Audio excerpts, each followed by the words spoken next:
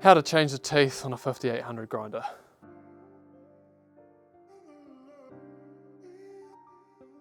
First step is to retract the engine.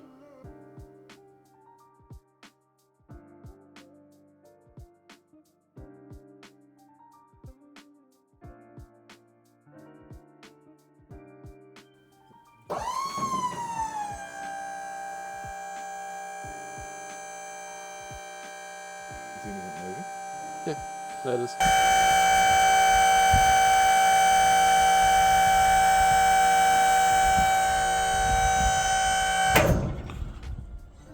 Next step is to fully open the hog box so you've got full access to the grinder rotor. Next, turn the machine off and then isolate it here and put your lockout tag out.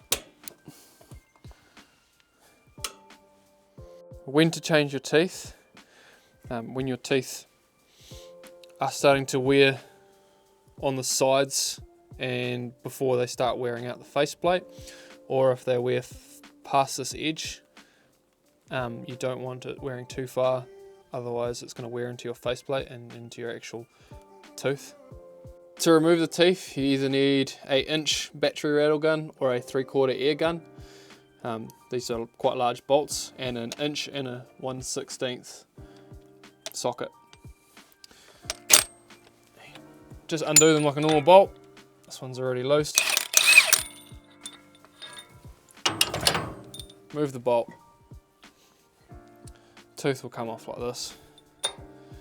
You can flip them, just like so, or you can fully replace them if they're fully worn out.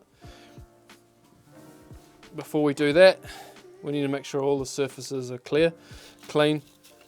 All the faces have absolutely no debris or dirt or wood on them.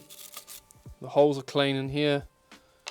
And we also will need to clean the threads, inspect the threads, make sure they're not stretched or damaged, and then lubed with a moly based lubricant or an anti-seize, and then done up again.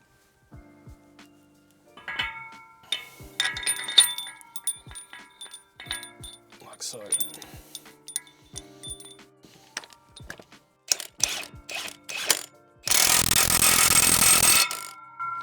It's important to make sure that when you're replacing the teeth that you're not doing a full set on one side and then doing a half-worn set on the other, due to making the rotor unbalanced, and you'll get vibrations within the whole machine.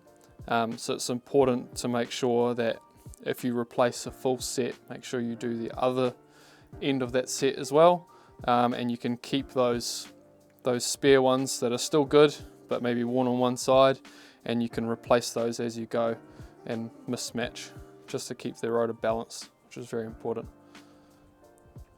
So this is when and how to change the teeth on a 5800 grinder. If you have any other questions, please give us a call.